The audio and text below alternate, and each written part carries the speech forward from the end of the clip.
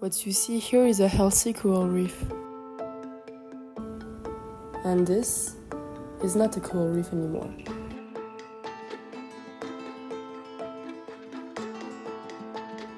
Coral reefs are complex marine ecosystems that play a critical role in ocean biodiversity and coastal resilience. They support fisheries, they act as natural barriers against storms, and they contribute significantly to local economies, notably through tourism. But these ecosystems are increasingly vulnerable. Elevated sea temperatures, ocean acidification, and other local stressors like overfishing and pollution all contribute to reef degradation worldwide.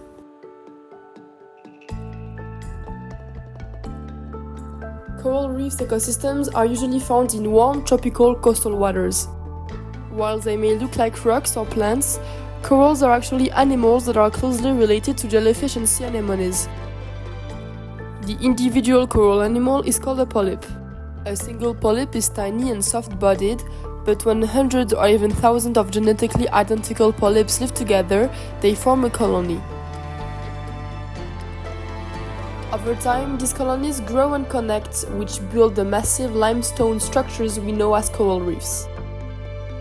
But what makes corals even more fascinating is their partnership with zooxanthellae, which is a tiny photosynthetic algae that live inside their tissues. This symbiotic relationship is essential. The algae provide energy to the coral through photosynthesis, while the coral offers the algae a protected home and access to sunlight.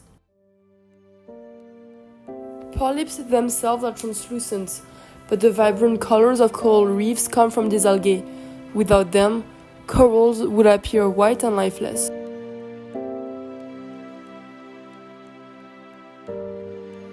Because of the biodiversity they host and the benefits it provides, coral reefs are among the most valuable ecosystems on Earth. For millions of people, especially in coastal communities, they are essential for food security, economic stability, and cultural identity.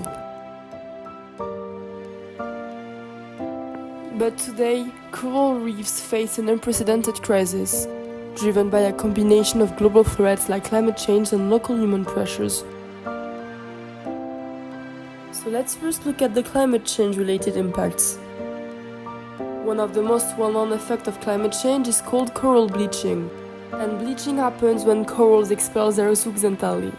Without them, the coral turns white and becomes extremely vulnerable to disease. The animal is still alive, but its chances of survival drop significantly. But why do corals expel their zooxanthellae in the first place? The main cause is heat stress, especially from rising ocean temperatures. According to the IPCC, if global warming reaches 1.5 degrees Celsius, 70 to 90% of coral reefs would disappear. But there is another major climate-related threat, and it's called ocean acidification.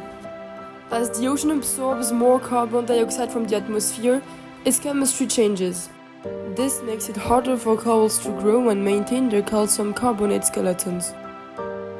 But climate change is not the only danger coral reefs face. Let's look at a second major threat. The threat, it's overfishing. In a healthy reef ecosystem, each species plays a role, whether it's controlling algae, maintaining coral health, or supporting the food web.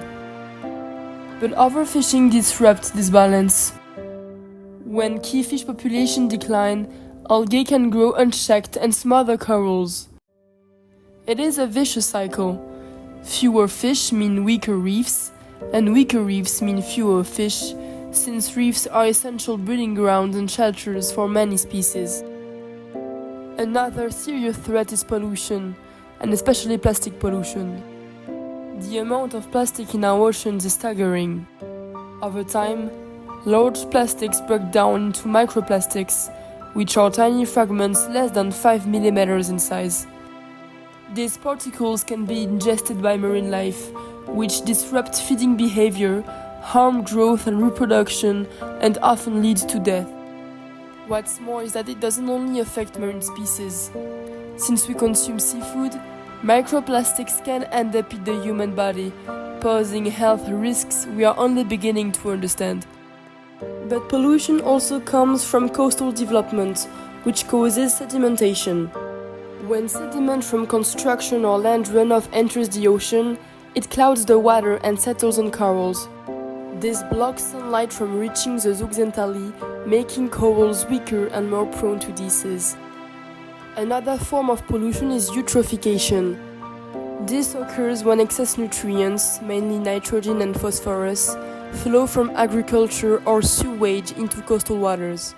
These nutrients fuel algae blooms that can suffocate marine life and block sunlight, hence disrupting entire ecosystems. And finally, there is unsustainable tourism practices.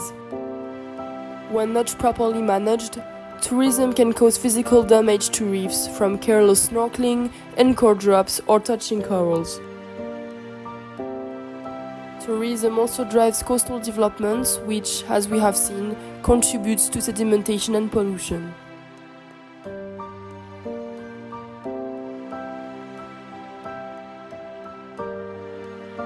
Coral reefs are approaching a tipping point, but the future isn't set in stone, and with the right mitigation efforts, we can still change the outcome. Here are some of the most effective ways to protect coral reefs ecosystems.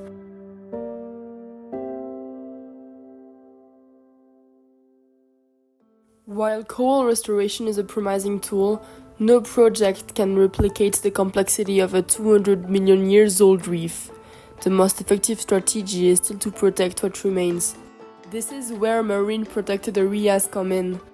Their goal is to restrict or regulate human activities in certain zones, giving marine ecosystems a chance to regenerate. Some marine protected areas completely prohibit fishing, while others allow multiple uses, like sustainable tourism, fishing, or navigation. Research shows that well-managed MPAs lead to a clear increase in marine biomass and biodiversity. But having rules is not enough. One of the biggest challenges is lack of enforcement. Take the Perhentian Islands in Malaysia. Feeding marine life is technically prohibited there, but local boatmen regularly do it at snorkeling sites like shark points. Why? Because local authorities avoid conflict with boat operators and rarely intervene. But for MPAs to work, we need strong monitoring systems, clear penalties, and real political will.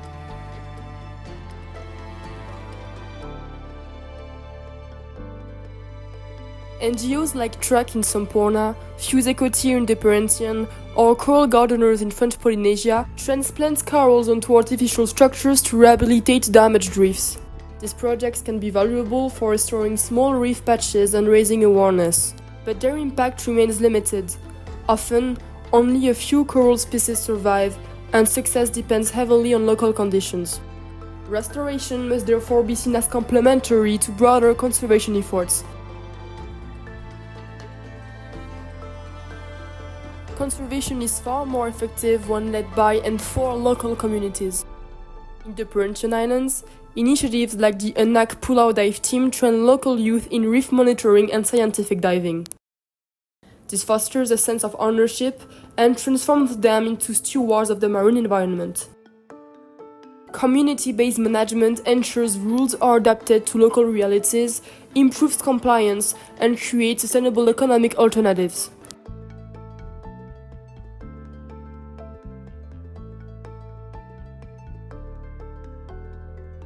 Unfortunately, no matter how successful marine protected areas may be, if global temperatures rise to 2 degrees Celsius, virtually all coral reefs are expected to vanish. Protecting coral reefs doesn't stop at the shoreline. Since reefs are affected by climate change and land-based pollution, we need action at all levels: individual, national, and global. That means cutting carbon emissions, redesigning agricultural practices to limit nutrients runoff, and fighting plastic pollution. In other words, what happens on land and in the atmosphere matters underwater too. And without broader climate solutions, even the best local conservation efforts will fall short.